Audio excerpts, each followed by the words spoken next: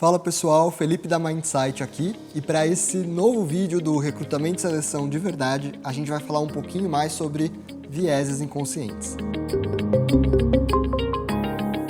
Se você acompanhou o último vídeo da nossa série, você viu que a gente falou um pouquinho sobre currículo e vieses que podem interferir no momento que a gente está selecionando um profissional.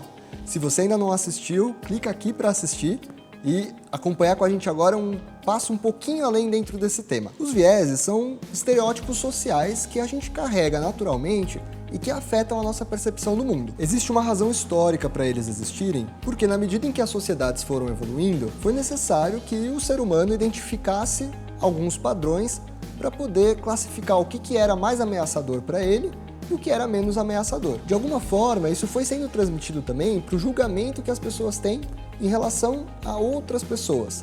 Então, se a gente for voltar lá atrás e pensar na organização de sociedades em tribos, era comum entender uma tribo rival como sendo uma tribo ameaçadora mesmo. Esse tipo de pensamento, de classificar pessoas como mais ameaçadoras ou menos ameaçadoras, é algo que, de alguma forma, a gente carrega até hoje como um resquício da evolução de sociedades. E é muito importante a gente ter isso bastante consciente, porque são essas informações que acabam gerando vieses no momento de recrutamento e seleção. Portanto, o que a gente vai fazer agora é levantar alguns vieses mais comuns que acontecem durante processos seletivos e que é importante que todo mundo esteja atento para garantir o máximo de justiça possível quando a gente está olhando os candidatos. O primeiro viés de seleção é o viés da afinidade. Então, naturalmente, a gente tende a avaliar melhor pessoas que são mais parecidas conosco em diversos aspectos. Seja no aspecto de a pessoa ter feito um curso numa mesma faculdade que a gente, ou de ter tido uma trajetória profissional semelhante à que a gente traçou, seja inclusive a parte de aparência, de gostos, estilos. Esse tipo de informação faz com que a gente pense que aquela pessoa está associada aos nossos gostos, ela possui afinidades semelhantes às nossas. Então, por conta disso, a gente acaba favorecendo esse pessoal. O segundo viés é um viés de percepção. Ele está pautado no que diz respeito a estereótipos que a gente encontra na sociedade como um todo. Basicamente, isso significa a gente avaliar melhor um candidato simplesmente pelo fato dele usar óculos e isso remeter a um caráter de inteligência. Ou então entender que uma mulher que é mãe não vai performar tão bem quanto um candidato que não tem filhos, porque ela é mãe. Então são alguns estereótipos que a gente carrega que impactam na maneira como a gente avalia os nossos profissionais. O terceiro viés é um viés de confirmação. Ele acontece quando a gente assume alguma hipótese negativa sobre uma pessoa e tende a ficar confirmando isso na maneira como a gente entrevista ou vai conversando com essa pessoa. Vou dar um exemplo. Às vezes eu posso pensar que um profissional não vai performar bem se ele não tiver uma graduação. Se eu pego um candidato que se encaixa nesse perfil, eu posso acabar assumindo uma postura de, para cada coisa que a pessoa fala, eu já encontro um defeito, algo que não faz muito sentido. Então, é importante a gente olhar para isso, porque é uma confirmação negativa. Isso também é chamado de efeito Horn. De maneira parecida, um outro viés que existe é o viés do halo. É o mesmo efeito de confirmação, mas agora olhando na direção contrária, de se identificar, por exemplo, com algum critério que uma pessoa traz, com alguma informação dela, e a partir dessa informação única, querer ficar confirmando de que tudo que ela traz é positivo. Então, enquanto o outro viés está fazendo uma tendência sempre para o negativo, esse também deixa de ser imparcial e olha como se fosse tudo positivo. Às vezes eu vou ter uma tendência de assumir que esse candidato é perfeito por conta da formação que ele teve. E não necessariamente isso é verdade. Então, a gente precisa ficar atento também para não favorecer ou prejudicar um candidato por conta de percepções nossas. O quinto e último viés que a gente vai falar nesse vídeo é o viés de efeito de grupo.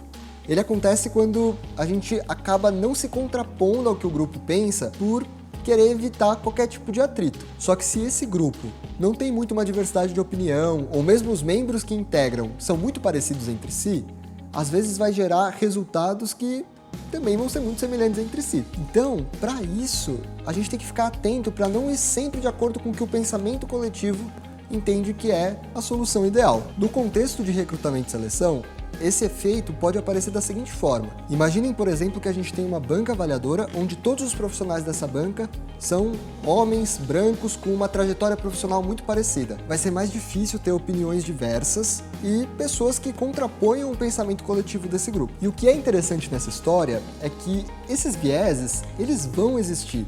A gente tem que estar consciente de que, por mais que exista um esforço de se policiar, se disciplinar para garantir com que eles não estejam tão presentes, de alguma maneira a gente vai ser influenciado por eles também. Como que a gente faz para que durante um processo seletivo esses vieses impactem o mínimo possível na avaliação sobre os candidatos? O ideal é começar por métodos de triagem que sejam isentos de parcialidade. Então, por isso que a gente fala bastante dos testes psicométricos, porque são métodos completamente imparciais. Eles não vão perguntar para o candidato qual é a raça desse candidato, a formação que ele teve, a idade, o gênero, ou qualquer outro tipo de informação que presencialmente, ou às vezes pelo currículo, que automaticamente vai nos remeter uma percepção enviesada, né? Algo que a gente vai olhar para um candidato por meio do currículo dele, da formação. Esses dados, eles poluem um pouquinho a maneira como a gente vai avaliar de princípio um candidato. Seja numa entrevista, seja no momento em que a gente vai conhecer essa pessoa. Então, para a gente garantir uma avaliação extremamente justa, é legal lançar mão de métodos que consigam avaliar várias pessoas ao mesmo tempo, sem ter esse viés humano por trás. E é isso que a gente quer trabalhar com os testes da Mindsight. Então, se você ainda não conhece, vale a pena você entrar no nosso site para entender que tipo de habilidade a gente procura avaliar com esses candidatos. Entra no link que está aparecendo aqui para vocês e aproveita para conhecer um pouquinho mais também alguns cases que a gente já fez com empresas e que garantiram para eles seleções mais justas, que ampliaram a diversidade, que reduziram o tempo de contratação e que foram mais assertivas na indicação de candidatos. Esse vídeo finaliza a primeira parte da nossa série Recrutamento e Seleção de Verdade, e nos próximos vocês vão poder conhecer um pouquinho mais sobre cada teste específico, o que eles avaliam, as metodologias que estão por trás. Vai ser um mergulho bem profundo para a gente poder entender o que esses testes efetivamente podem avaliar durante o recrutamento e seleção. Se inscreve no canal para receber notificação dos próximos vídeos e fica ligado na nossa série Recrutamento e Seleção de Verdade. Um grande abraço!